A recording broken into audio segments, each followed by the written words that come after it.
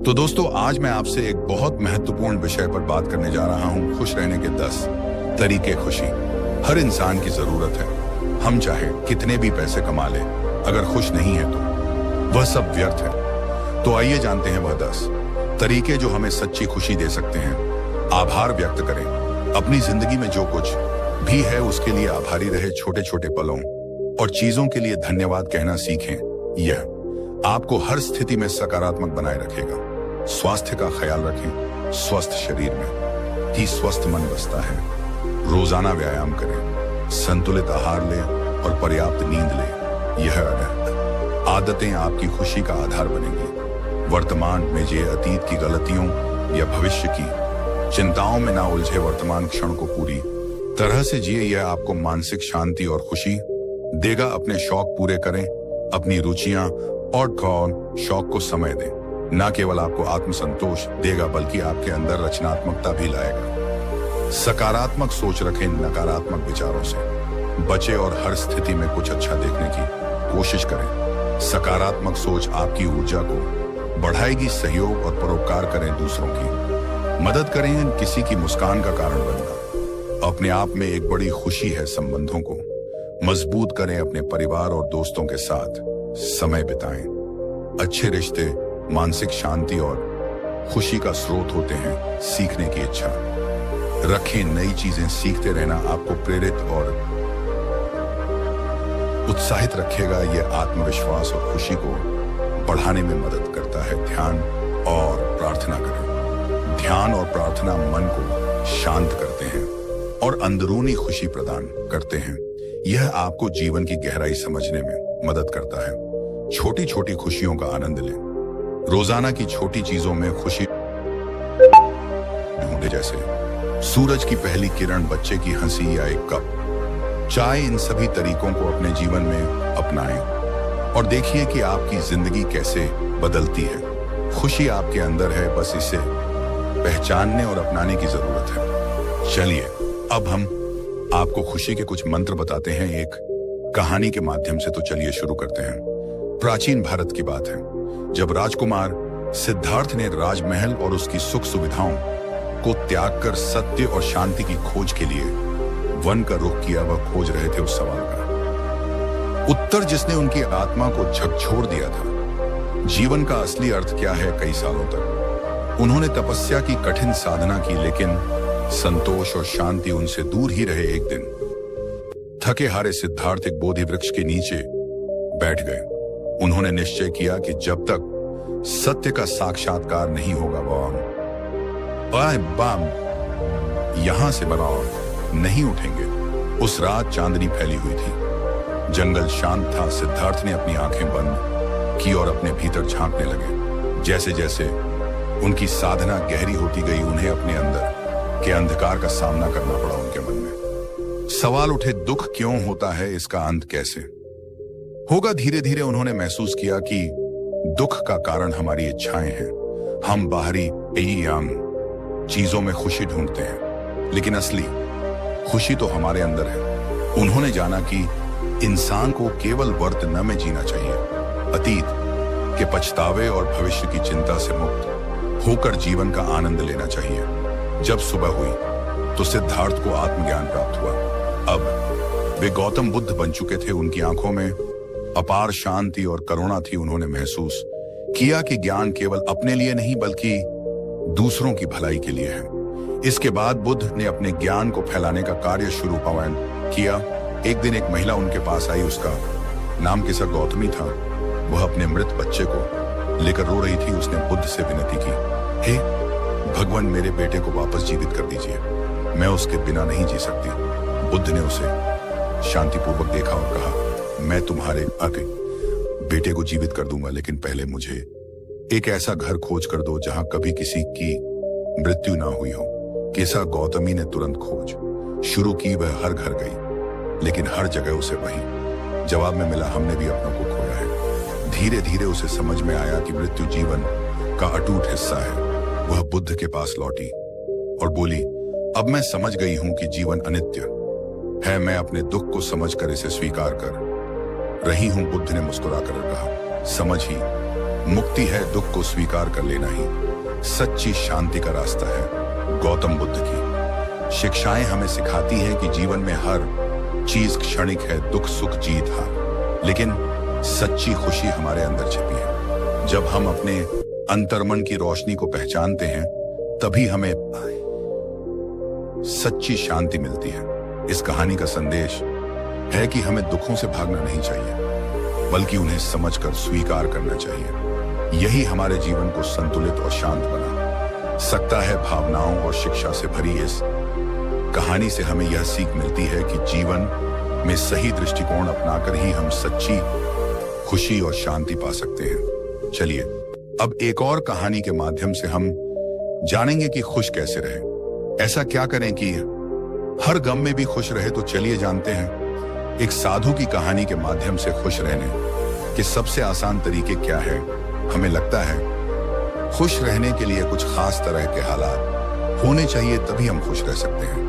हम आपको 10 सीख बताते हैं जिनकी मदद से आप आनंद पा सकते हैं। हम जीवन में जो भी करते हैं खुशी पा के लिए करते हैं, लेकिन दुर्भाग्य से खुश रहना काफी मुश्किल काम लगता है। हमें लगता है कि खुश रहने के लिए कुछ खास तरह के हालात होने चाहिए, तभी हम खुश रह सकते हैं, लेकिन ऐसा नहीं है। हम बता रहे हैं कुछ आसान से नुस्खे जिन्हें अपनाकर आप हर हाल में हम खुश रह सकते हैं। जब आप बुनियादी रूप से खुश होते हैं, जब आपको खुश रहने के लिए कुछ करना नहीं पड़ता, तो आपके जीवन के हर आयाम में बदलाव आ जाएगा। आपके अनु में और खुद को व्यक्त करने के तरीकों में बदलाव आ जाएगा। आपको पूरी दुनिया बदली हुई लगेगी। आपका अब कोई निहित स्वार्थ नहीं होगा, क्योंकि चाहे आप कुछ करें या ना करें, चाहे आपको कुछ मिले या ना मिले, चाहे कुछ हो या ना हो, आप स्वभाव से ही आनंदित होंगे। जब आप अपने स्वभाव से ही खुश होते हैं तो आप जो भी करेंगे वह बिल्कुल अलग स्तर पर होगा। तो पहली सीख है,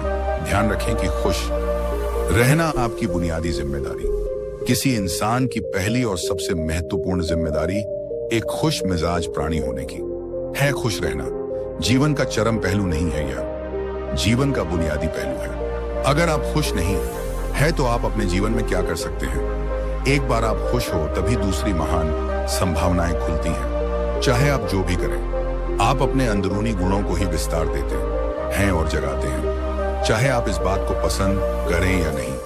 हकीकत यही है, जब तक कि कोई महत्वपूर्ण चीज आपके भीतर घटित नहीं होती, आप दुनिया के लिए कुछ बहुत महत्वपूर्ण नहीं कर सकते। इसलिए अगर आप दुनिया के बारे में चिंतित हैं तो पहली चीज आपको यह करनी चाहिए कि खुद को एक खुशमिजाज प्राणी में रूपांतरित करें। दूसरी सीख, पहचाने की खुशी आपकी मूल प्रकृति है। इससे कोई फर्क नहीं पड़ता कि आप अपने जीवन में क्या कर रहे हैं, चाहे वह कारोबार हो, सत्ता, शिक्षा या सेवा।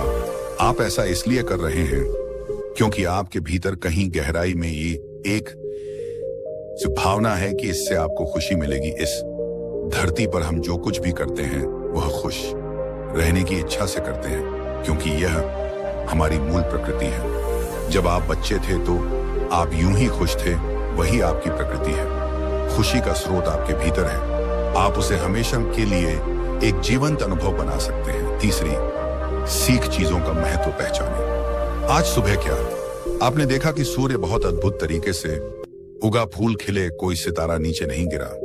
तारामंडल बहुत अच्छी तरह काम कर रहे हैं, सब कुछ व्यवस्थित है। आज समूचा ब्रह्मांड बहुत बढ़िया तरीके से काम कर रहा है, मगर आपके दिमाग में आया किसी विचार का एक कीड़ा आपको यह मानने पर मजबूर कर देता है कि आज बुरा दिन है। कष्ट मुख्य रूप से इसलिए होता है क्योंकि ज्यादातर इंसान इस जीवन के प्रति सही नजरिया खो बैठे हैं। उनकी मनोवैज्ञानिक प्रक्रिया अस्तित्व की प्रक्रिया से कहीं बड़ी हो गई है, या सीधे सीधे कहे तो आपने अपनी रचना को सृष्टा की सृष्टि से कहीं अधिक महत्वपूर्ण बना दिया है। यह सारी पीड़ा का बुनियादी स्रोत है। हम इस बात की पूरी समझ खो बैठे हैं कि यहाँ जीवित रहने के क्या मायने हैं। आपके दिमाग में आया कोई विचार या आपके मन की कोई भावना फिलहाल आपके अनुभव की प्रकृति को तय करती है, और यह भी हो सकता है कि आपके विचार और भावना का आपके जीवन की सीमित हकीकत से कोई लेना देना हो। पूरी सृष्टि बहुत बढ़िया तरीके से घटित हो रही है, मगर सिर्फ एक विचार या भावना सब कुछ नष्ट कर सकती है। चौथी सीख है, अपने मन या दिमाग को उसके असली रूप में देखें। जिसे आप मेरा मन कहते हैं वह असल में आपका नहीं है, आपका अपना कोई मन नहीं है। कृपया इस पर ध्यान दें। जिसे आप मेरा मन कहते हैं वह बस समाज का कूड़ेदान है। कोई भी और हर कोई जो आपके पास से गुजरता है वह रहे आपके दिमाग में कुछ ना कुछ डाल जाता है। आप वाकई यह चुन नहीं सकते कि किससे आपको चीजें ग्रहण करनी है और किससे नहीं करनी। अगर आप कहते हैं मुझे यह व्यक्ति पसंद नहीं है, तो आप किसी भी और से ज्यादा उस इंसान से ग्रहण करेंगे। आपके पास कोई चारा नहीं है। अगर आपको इस बात की जानकारी हो कि उसे ठीक करके कैसे इस्तेमाल करना है, तो यह कूड़ेदान उपयोगी हो सकता है। असर और जानकारी का यह ढेर जो आपने जमा किया है वह सिर्फ दुनिया में जीवित रहने के लिए उपयोगी। आप कौन हैं इससे उसका कोई संबंध नहीं है। पांचवी सीख, मन से अपने बुनियादी अस्तित्व की ओर बढ़े। जब हम किसी आध्यात्मिक प्रक्रिया की बात करते हैं तो हम मन से अपने बुनियादी अस्तित्व की ओर जाने की बात करते हैं। जीवन का संबंध इस सृष्टि से है, जो यहाँ मौजूद है उसे पूरी तरह जानना और उसके असली रूप में उसका अनुभव करना, अपने मन मुताबिक उसे विकृत ना करना ही जीवन है। अगर आप अस्तित्व की हकीकत की ओर बढ़ना चाहते हैं तो सरल शब्दों में आपको बस इस बात का ध्यान रखना होगा कि जो आप सोचते हैं वह महत्वपूर्ण नहीं है, जो आप महसूस करते हैं वह महत्वपूर्ण नहीं है। आप जो सोचते हैं उसका हकीकत से कोई लेना देना नहीं है, उसका जीवन के लिए कोई बड़ा महत्व नहीं है। मन बस उन फालतू चीजों में उलझा रहता है जो आपने कहीं और से इकट्ठा किया है। अगर आपको वह महत्वपूर्ण लगता है तो आप कभी उसके परे नहीं देख पाएंगे। आपका ध्यान स्वाभाविक रूप से उस दिशा में जाता है जिसे आप महत्वपूर्ण मानते हैं। अगर आपके विचार और आपकी भावनाएं आपके लिए अहम है तो स्वाभाविक रूप से आपका सारा ध्यान वही होगा। मगर यह सिर्फ एक मनोवैज्ञानिक हकीकत है। इसका अस्तित्व में मौजूद चीजों से कोई लेना देना नहीं है। कष्ट हम पर बरसाया नहीं जाता, उसे पैदा किया जाता है और उसे बनाने वाला कारखाना आपके मन में है। अब इस खाने को बंद करने का समय है। छठी सीख, सब कुछ पाने की कोशिश ना करें, अभिव्यक्त अव्यक्त करना शुरू करें। आज हम इतने जोर शोर से खुशी की तलाश कर रहे हैं कि धरती का जीवन ही खतरे में पड़ गया है। खुशी की तलाश में ना रहे दुनिया में अपनी खुशी को अभिव्यक्त करना जाने। अगर आप मुड़कर अपने जीवन को देखें तो आपके जीवन के सबसे खूबसूरत पल वे थे जब आप अपनी खुशी को अभिव्यक्त कर रहे थे, ना कि जब आप उसकी तलाश कर रहे थे। जो आप बचाते हैं वह कभी आपका गुण नहीं होगा, जो आप फैलाते हैं, जो आप बिखेरते हैं वह आपका गुण होगा। अगर आप अपनी खुशी को बचा कर रखेंगे तो जीवन के अंत में कोई ऐसा नहीं कहेगा उसने अपने अंदर खुशी का एक एक अंश बचा कर रखा, वह बहुत खुशी के साथ मरा। वे कहेंगे यह भयानक प्राणी अपनी जिंदगी में कभी मुस्कुराया तक नहीं। लेकिन अगर आप हर दिन अपनी खुशी और प्यार को फैलाए तो लोग कहेंगे अरे वह एक खुश मिजाज और प्यार करने वाला इंसान था। सातवीं सीख, पंटर सुख और दुख में मुस्कुराइए। सुबह जब आप उठते हैं तो पहली पहली चीज आपको यह करनी चाहिए कि आप मुस्कुराए। किस पर? किसी पर नहीं, क्योंकि आप जगे ही है। कोई छोटी बात नहीं है। लाखों लोग जो कल रात सोए थे आज नहीं उठे, मगर आप और मैं उठे। क्या यह बहुत बढ़िया बात नहीं है कि आप जगे, इसलिए अपने जगने पर मुस्कुराइए। इसके बाद आसपास देखिए और अगर कोई है तो उन्हें देखकर मुस्कुराइए। बहुत सारे लोगों के साथ ऐसा हुआ कि उनका कोई प्रियजन आज सुबह नहीं जगा। आपको जो भी लोग प्यारे हैं वे जगह बाहर। यह तो बहुत अच्छा दिन है ना? फिर बाहर जाइए और पेड़ों को देखिए, वे भी पिछली रात को नष्ट नहीं हुए। बहुत से लोगों को यह अजीब लग सकता है, मगर आपको इसका महत्व तब पता चलेगा जब आपका कोई प्रियजन सुबह नहीं उठेगा। इसका महत्व जानने के लिए तब तक का इंतजार ना करें। यह कोई अजीब हंसने वाली बात नहीं है। यह सबसे कीमती चीज है कि आप जीवित हैं और जो भी आपके लिए मायने रखता है वह जीवित है। इस दुर्भाग्यपूर्ण रात जब इतने सारे लोग नहीं उठे और कितने सारे लोगों के प्रियजन नहीं उठे, तब आप और आपके प्रियजन उठ पाए। क्या यह शानदार चीज नहीं है? इसका महत्व समझे और कम से कम मुस्कुराए। कुछ लोगों को प्यार से देखना सीखें। आठवीं सीख, खुद को याद दिलाए। बहुत से लोगों को यह सब भूलने में बस घंटा भर लगता है और जल्दी ही उनका रेंगने वाला दिमाग किसी को काटने के लिए आतुर हो जाता है। इसलिए हर घंटे खुद को एक खुराक दें, जीवन की अहमियत याद दिलाएं। अगर आप बहुत ही संवेदनहीन हैं तो हर आधे घंटे में खुद को याद दिलाएं। अगर आप भीषण रूप से संवेदनहीन है तो खुद को हर हर 5 मिनट पर याद दिलाएं। अपने आप को याद दिलाने में बस 10 सेकंड लगते हैं, आप इसे बस 2 सेकंड में भी कर सकते हैं। मैं जीवित हूं, तुम जीवित हो। और क्या चाहिए? 9वीं सीख जो आपके अंदर है उसे बदले। वर्तमान में आपके जीवन की गुणवत्ता उन कपड़ों से तय नहीं होती जो आप पहनते हैं, वह आपकी शैक्षिक योग्यताओं, आपकी परिवार की स्थिति या आपके बैंक बैलेंस से तय नहीं होती। आपके जीवन की गुणवत्ता इस पर निर्भर करती है कि आप अपने भीतर कितने वो शांत और खुश हैं। निश्चित रूप से जिसे भोजन वगैरह से नहीं मिलता और जिसके पास जीवित रहने के लिए जरूरी बुनियादी चीजों की कमी है, वह शारीरिक रूप से बहुत कष्ट में होगा। इस पर ध्यान दिए जाने की जरूरत है। ऐसे लोगों के लिए हमें उन बुनियादी चीजों की व्यवस्था करनी होगी, मगर बाकियों के लिए उनकी जरूरतें एक अंतहीन सूची है। आपको लगता है कि कार चला रहा आदमी सड़क पर पैदल चल रहे आदमी से ज्यादा खुश है नहीं। आपके पास क्या है उससे यह तो नहीं होता। यह इस पर निर्भर करता है कि वे उस समय कैसा महसूस कर रहे हैं। 10वीं और आखिरी सीख, अपने आप को दूसरों से तुलना करना छोड़ दें। ज्यादातर लोग इसलिए दुखी नहीं होते क्योंकि उनके पास किसी चीज की कमी होती है।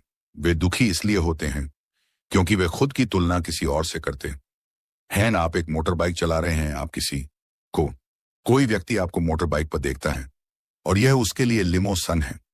पैदल चलता कोई व्यक्ति साइकिल को देखकर सोचता है, अरे वाह, अगर मेरे पास सिर्फ यह साइकिल होती तो मैं अपनी जिंदगी में क्या कर लेता। ये एक बेवकूफाना खेल है जो चलता रहता है। जो लोग खुश रहने के लिए बाहरी हालात पर निर्भर रहते हैं, वे कभी अपनी जिंदगी में सच्ची खुशी नहीं महसूस कर पाएंगे।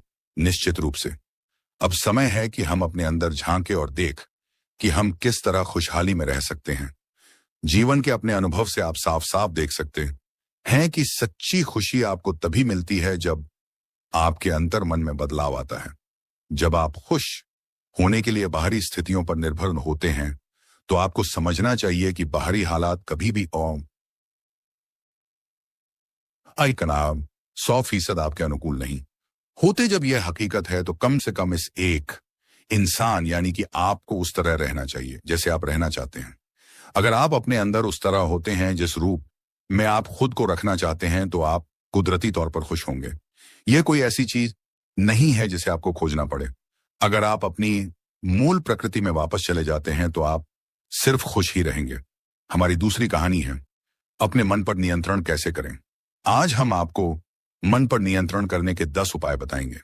अगर आप फॉलो करते हैं तो यकीनन आप अपने मन पर नियंत्रण कर पाएंगे। तो चलिए दोस्तों, हम आपको एक एक करके समझाते हैं अपने मन को नियंत्रित करने के लिए 10 युक्तियां।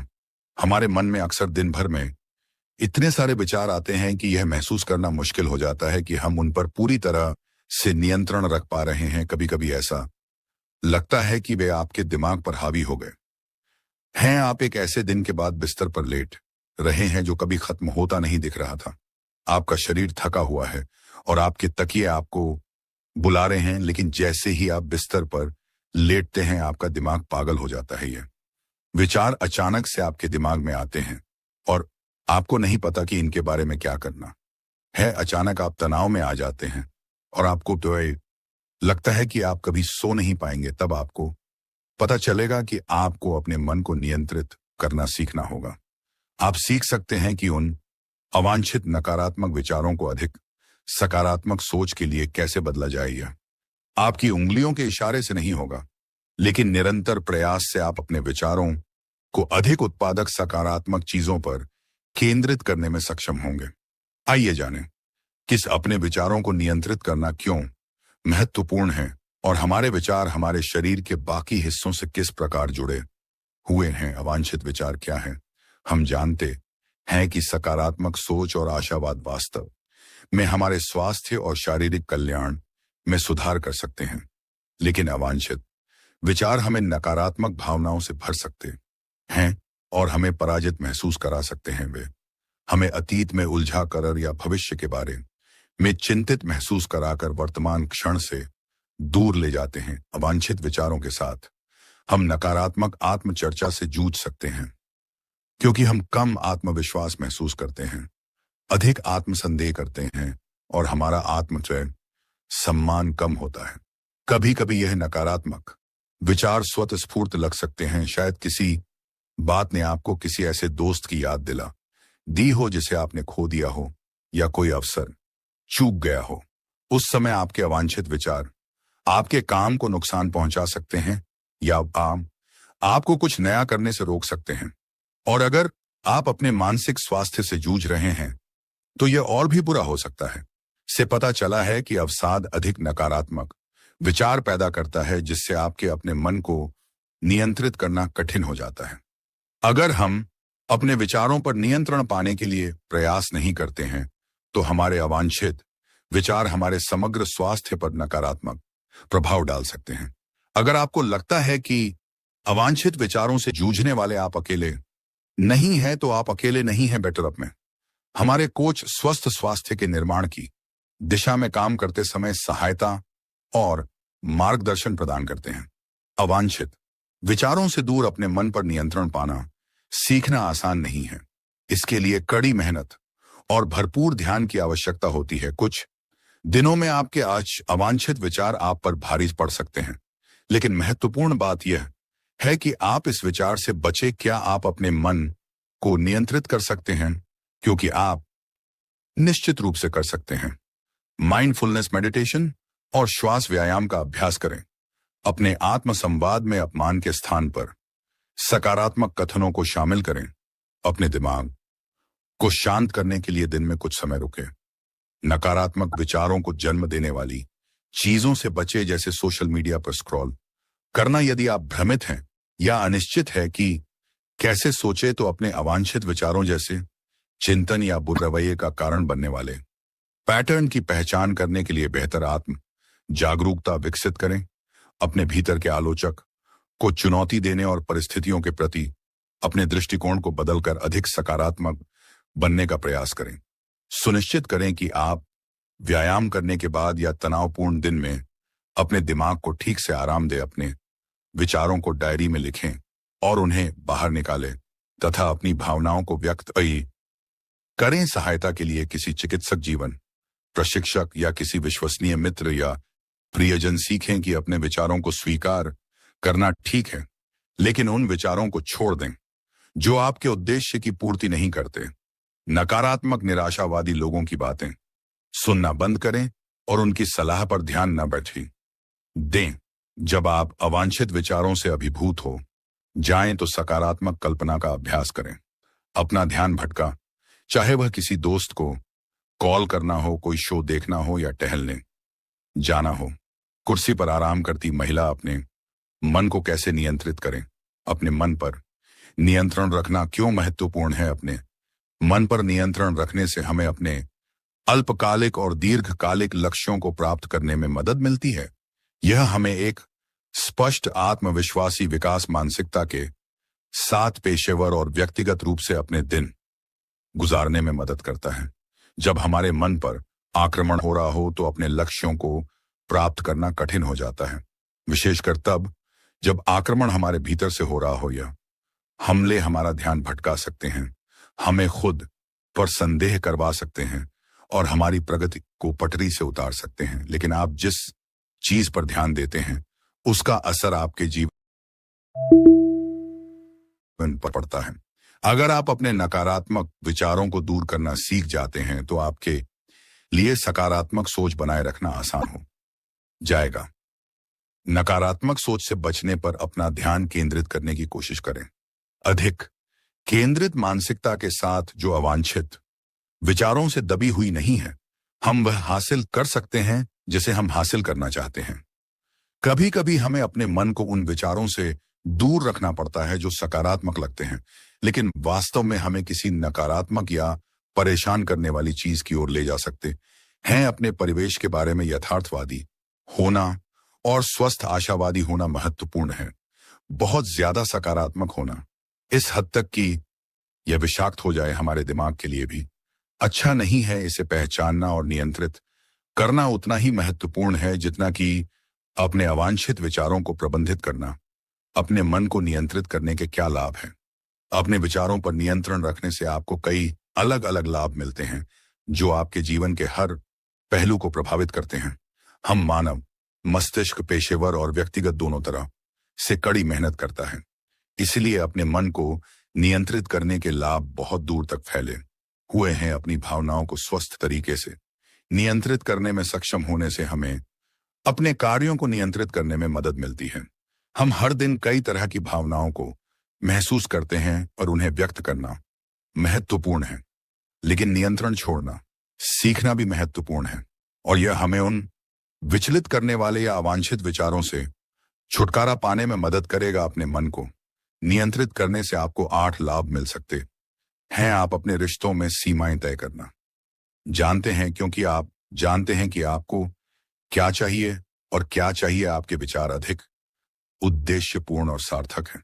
आप जीवन में अधिक स्वस्थ और खुशहाल जीवन विकसित कर सकते हैं। आप अपने सामने आने वाली किसी भी चुनौती पर रचनात्मक प्रभावी तरीके से विजय प्राप्त कर सकते हैं। निर्णय लेने के मामले में आपके पास अधिक अंतर्दृष्टि है। आप में आत्म जागरूकता की भावना अधिक होती है।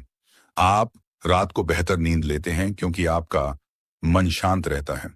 आप अपने विचारों के प्रति सजग हैं, चाहे वे सकारात्मक हो या नकारात्मक। हम कई स्थितियों में सावधान और नियंत्रण में रहने का अनुभव कर सकते हैं। काम पर समय प्रबंधन की अच्छी समझ होना ऐसा सिर्फ इसलिए नहीं होता कि हम अपने कैलेंडर का सही इस्तेमाल करते हैं। ऐसा इसलिए होता है क्योंकि हम अपने ऊर्जा स्तर, विचारों और कार्यों के प्रति, भावनाओं के प्रति सजग रहते हैं। इस नियंत्रण को छोड़ देने से हमें काम पर बर्नआउट के तनाव से उभरने में भी मदद मिलती है। हम सब कुछ नहीं कर सकते, चाहे हम कितनी भी कोशिश कर लें। अगर हम चिंता या उच्च तनाव के स्तर पर हैं तो माइंडफुल तब मददगार हो सकती है जब हम अपने मन को नियंत्रित करना सीख लें। माइंडफुल प्रैक्टिस हमें अपने तनाव को प्रबंधित करने और उसे कम करने में मदद करती है। शोध में यह भी पाया गया है कि माइंडफुलनेस मेडिटेशन और गहरी सांस लेने से लोगों को चिंता पर काबू पाने में मदद मिलती है। अपने मन पर ध्यान केंद्रित करने से हम अपने कार्यों और व्यवहार के साथ अधिक जानबूझकर हो सकते हैं। मन, शरीर और भावनाओं के बीच संबंध। हमने अपने विचारों के बारे में बहुत बात की है, लेकिन हम यह नहीं भूल सकते कि हमें अपने मन को नियंत्रित करने के लिए अपने शरीर की स्थिति और भावनाओं के बारे में जागरूक होने की आवश्यकता है, क्योंकि हमारा मन, शरीर और भावनाएं सभी एक दूसरे से जुड़े हुए हैं। इसीलिए हमें अपने संपूर्ण व्यक्तित्व के बारे में सोचना होगा। जीवन जीने के लिए एक संपूर्ण व्यक्ति दृष्टिकोण का मतलब है कि यह सब आपके बारे में है। आप ड्राइवर की सीट पर हैं और विस्तार से बता रहे हैं कि आप क्या महसूस करते हैं। आपका शरीर कैसा काम कर रहा है और आपके दिमाग में क्या चल रहा है, और प्रत्येक भाग उतना ही महत्वपूर्ण है जितना कि अगला। जब आप अपने अवचेतन मन को नियंत्रित करना सीखने की कोशिश कर रहे हैं और इसके विपरीत, तो आप अपने भौतिक शरीर को कैसा महसूस होता है इसकी उपेक्षा नहीं कर सकते। हमारे मन, शरीर और आत्मा के बीच संतुलन बनाने का प्रयास, इससे हमें समग्र रूप से स्वस्थ रहने में मदद मिलेगी और हमारे निजी और पेशेवर जीवन को विपरीत नहीं माना जा सकता। अगर हमारा निजी जीवन स्वस्थ है लेकिन हमारा करियर हम निजी पर भारी पड़ रहा है तो हमारा समग्र स्वास्थ्य प्रभावित होता है। अपने करियर में सफल होने के लिए यह भी जरूरी है कि हम रात को ठीक से सोए, संतुलित भोजन करें और सामाजिक संबंध बनाएं। अगर आप किसी एक क्षेत्र की उपेक्षा कर रहे हैं क्योंकि वह महत्वहीन लगता है तो आप अपना जीवन नहीं बदल सकते। आप एक संपूर्ण व्यक्ति हैं और आपको अपने संपूर्ण स्व का ध्यान रखना चाहिए। याद रखें, आप अपने मन के मालिक हैं, जैसा कि संपूर्ण व्यक्ति दृष्टिकोण बताता है। अपने आप को यह याद दिलाना महत्वपूर्ण है कि आप नियंत्रण में हैं। कोई और आपको यह नहीं बता सकता कि आपको क्या सोचना चाहिए या क्या नहीं। इसलिए यह आप पर निर्भर है कि आप क्या काम करते हैं। कभी कभी अपने अवांछित विचारों को चुनौती देना और उन्हें दूर करने के लिए आवश्यक कड़ी मेहनत करना कठिन हो सकता है, लेकिन बहादुर बनकर और अब भी नकारात्मक विचारों से निपटना भविष्य में स्वस्थ, अधिक सकारात्मक सोच के लिए जगह बनाएगा। आप तय करते हैं कि आपके मन में कौन से विचार आते हैं और आप उनसे कैसे बातचीत करते हैं। भविष्य में अपने आप से पूछे, क्या आप अपने मन को खुद पर नियंत्रण करने देंगे या आप अपने मन को नियंत्रित करना सीखने की दिशा में काम करेंगे? हर किसी को यह महसूस करने का हक है कि उनका दिमाग उनका अपना है। यह आपको आवश्यक सहायता प्रदान कर सकता है ताकि आप अपने अवांछित विचारों से छुटकारा पा सके और उन्हें ऐसे विचारों से प्रतिस्थापित कर सके जो आपकी भलाई में मदद करते हैं। तो चलिए अब चलते हैं अपनी तीसरी और आखिरी कहानी की तरफ। यह स्टोरी हम आपको एक कहानी के माध्यम से समझाएंगे। तो चलिए शुरू करते हैं। एक राजा ने अपने पुरुषार्थ राज्य को समृद्ध बना दिया था। राज्य में रण बड़ी सुखी थी क्योंकि वह प्रत्येक वर्ग के हितों को ध्यान में रखकर काम करता था। जब राजा वृद्ध हुआ तो उसे योग्य उत्तराधिकारी को चिंता सताने लगी क्योंकि उसे लगता कि योग्य उत्तराधिकारी के बिना सुव्यवस्था अव्यवस्था में बदल जाएगी और प्रजा की परेशानी बढ़ जाएगी। हालांकि राजा पद्मनंत का एक बेटा था किंतु वह अत्यधिक आलसी और कर्महीन था। वह स्वयं को मालिक समझता और शेष सभी को अपना गुलाम। यह अहंकार उसके आचरण में सदैव झलकता था। राजा उसे सुधारने के उद्देश्य से बुद्ध के आश्रम में छोड़ आया। बुद्ध ने अगले ही दिन राजकुमार को आदेश दिया, वत्स, यहां से 5 कोस पर एक जंगल है, तुम वहां जाकर फूलों के कुछ पौधे ले आओ और उन्हें आश्रम के अहाते में लगा दो। या सुनते ही राजकुमार को बड़ा क्रोध आया क्योंकि उसने तो आदेश देना ही सीखा था, क्योंकि उसके पिता ने बुद्ध को बात मानने को कहा था। इसलिए वह मन मारकर जंगल गया और फूलों के पौधे लाकर आश्रम में लगा दिए। राजकुमार ने उन्हें सींचा और जानवरों से बचाने के लिए उनकी रात दिन रखवाली की। कुछ महीनों में सारा आश्रम भांति भांति के सुंदर फूलों से खिल उठा। राजकुमार अपनी मेहनत का ऐसा फल देखकर बहुत प्रसन्न हुआ। बुद्ध ने उसे शाबाशी देते हुए समझाया, वत्स, याद रखो, जो सोता है उसका भाग्य भी सो जाता है और जो चलता है उसका भाग्य निरंतर के साथ चलता है। अब राजकुमार कर्मठ बन चुका था। राजा को अपना योग्य उत्तराधिकारी मिल गया था। कर्म सफलता की कुंजी है, अतः सदैव कर्मठ रहना चाहिए। एक दिन एक शिक्षित युवक बुद्ध के पास आया। उसने बुद्ध को प्रणाम कर अपनी जिज्ञासा रखी, गुरुजी, आप ईश्वर की बात करते हैं, क्या आपने ईश्वर के दर्शन किए हैं जो आप सा अधिकार इस विषय पर इतना कुछ कह पाते हैं? बुद्ध ने कुछ नहीं कहा एंड स्नेहपूर्वक उसके सर पर हाथ फेर दिया। युवक ने समझा कि बुद्ध के पास मेरे प्रश्न का उत्तर नहीं है। फिर उन्होंने कहा, आओ हम कुछ देर यहाँ के बगीचे में घूमें। बगीचे में गुलाब और रजनीगंधा के सुगंधित फूल लगे थे। युवक बोला, गुरुजी, इन फूलों की सुगंध से सारा वातावरण महक रहा है। बुद्ध ने कहा, वत्स, तुम ठीक कहते हो, किंतु एक बात बताओ कि यह सुगंध तुम्हें दिखाई दे रही है? युवक बोला, जी नहीं, सुगंध तो अनुभव की जाती है। तब बुद्ध ने कहा, बस यही तुम्हारे प्रश्न का उत्तर है। तुम्हारे शरीर में जब कभी कहीं चोट लगती है तो दर्द होता है, क्या इस दर्द को तुम देख सकते हो? युवक बोला, नहीं, वह भी अनुभूत ही होता है। बुद्ध ने अंतिम रूप से युवक का समाधान करते हुए कहा, आत्मा और परमात्मा के साथ भी यही बात है। आत्मा को परमात्मा की अनुभूति के द्वारा उसका साक्षात्कार होता है, ना कि स्थूल नेत्रों से। युवक अब पूर्ण संतुष्ट था। बुद्ध का आभार मानते हुए वह चला गया। परमात्मा सदैव अनुभूति के स्तर पर ही घटता है और यह घटना तब होती है जब मन पूर्णतः निर्लिप्त तथा संभव को प्राप्त हो चुका हो। महात्मा बुद्ध नदी के किनारे एकांत में अपनी कुटिया में रहते थे। उन्होंने कुटिया के चारों ओर हरे भरे वृक्ष लगा रखे थे जिन पर सुबह शाम पक्षियों का कलरव गूंजता रहता था। प्रकृति का यह मधुर साध महात्मा बुद्ध को सदैव आनंदित रखता था। पक्षी और पेड़ पौधे तो मानो उनका परिवार ही बन गए थे। एक दिन महात्मा बुद्ध प्रातःकालीन उठे ही थे कि द्वार पर उन्हें एक सेठ जी खड़े नजर आए। उन्हें चिंताग्रस्त देख महात्मा बुद्ध ने उनसे समस्या जाननी चाहिए। सेठ जी बोले, महाराज, मेरे पास विशाल संपदा है, भरा पूरा परिवार है और मुझे कोई रोग भी नहीं है। फिर भी मुझे नींद नहीं आती, रात भर करवट ही बदल रहता हूं। महात्मा बुद्ध ने आत्मीयता से सेठ जी के सिर पर हाथ फेर कर कहा, सेठ, तुम्हारे पास सब कुछ भले ही हो किंतु वह नहीं है जो नींद के लिए आवश्यक है। सेठ ने पूछा, वह क्या है महाराज? महात्मा बोले, तुम चारों ओर चिंताओं से घिरे हो, धन संपत्ति की चिंता, व्यापार व्यवसाय की चिंता, परिवार की चिंता। स्मरण रखो कि चिंता चयन में शत्रुता है। सेठ ने इससे बचने का उपाय पूछा तो उन्होंने कहा, तुम प्रकृति से शिक्षा ग्रहण करो। पेड़ पौधे, फूल, पानी और प्रकाश के रूप में उसकी अनंत संपदा चारों ओर बुला बिखरी हुई है, किंतु वह चिंता मुक्त है। अपनी इस दौलत को पूरी दुनिया पर दोनों हाथों से सत लुटाती रहती है। तुम यदि उससे प्रेरणा लेकर अपना जीवन भी उसके अनुरूप बना लोगे तो तुम्हें ना केवल नींद आएगी बल्कि अतीव शांति महसूस होगी। सेठ ने महात्मा बुद्ध की बात का मर्म समझा और लोक कल्याण की राह पर चल पड़ा। धन और ज्ञान देने से बढ़ते ही हैं, इसलिए इनके संग्रह के साथ साथ इनके दान की वृत्ति भी रखनी चाहिए। एक गरीब किसान गौतम बुद्ध का बहुत बड़ा भक्त था। एक दिन वह बुद्ध के पास आया और अपने गांव आने का आग्रह किया।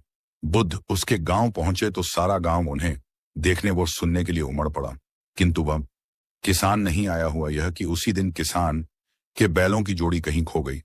किसान इस दुविधा में रहा कि बुद्ध का प्रवचन सुने या अपने बैलों को खोजे। काफी सोचने के बाद उसने अपने बैलों को खोजने का निर्णय किया।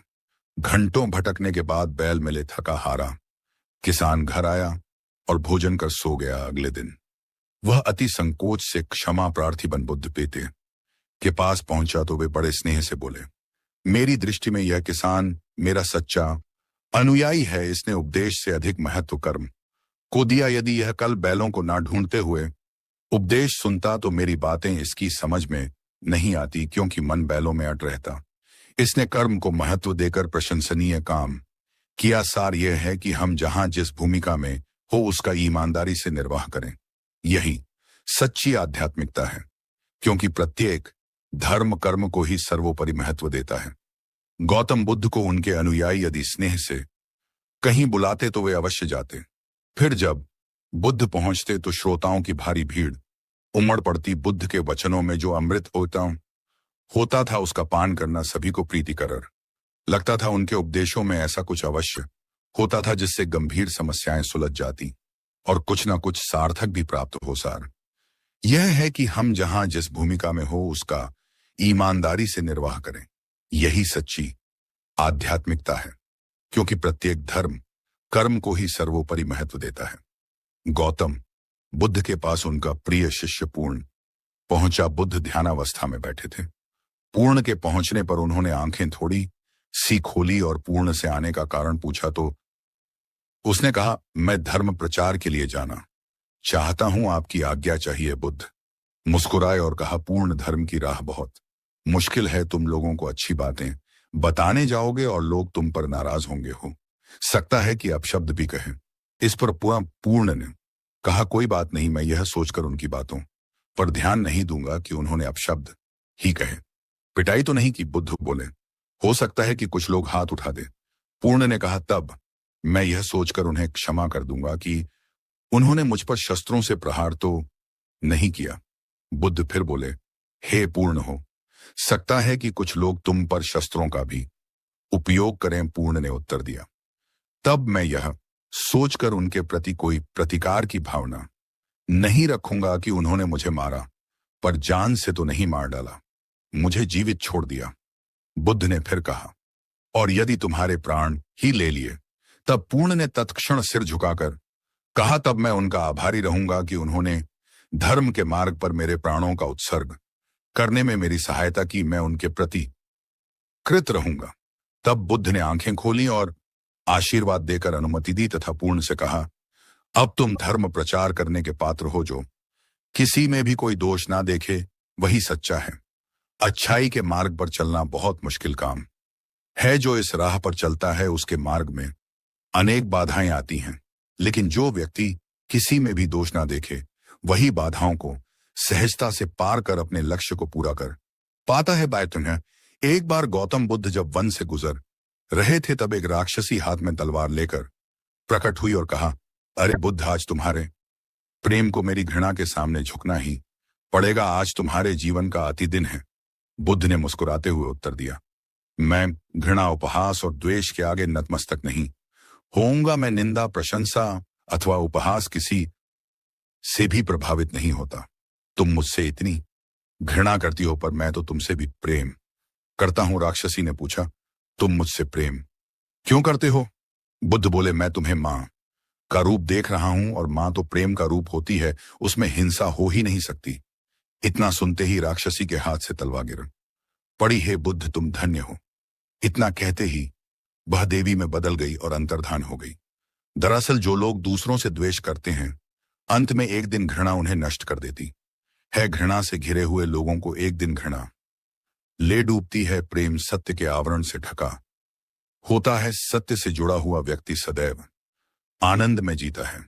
सत्य को केवल अपने तक सीमित मत रखो, उसे अपने कर्मों में ढालना होगा। सत्य रूपी गुलाब की खुशबू है। कर्म अपने कर्म को प्रेम और सत्य में डुबोकर करो। प्रेम और सत्य मनुष्य को विकास की ओर ले जाते हैं।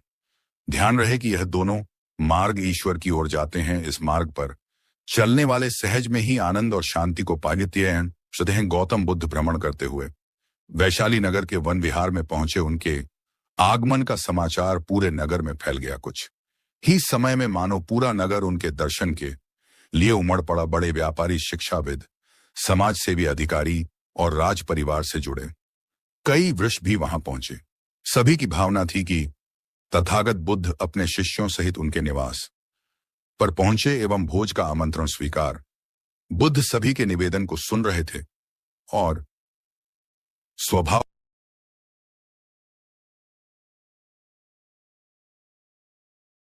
लेकिन मैं कुछ व्यावहारिक कारणों से स्त्रियों को संघ में शामिल करने और दीक्षा देने की स्वीकृति प्रदान नहीं कर रहा हूं। आनंद का उत्तर था, सिद्धांत और व्यवहार में परिवर्तन करना चाहिए। बुद्ध को बात जच गई।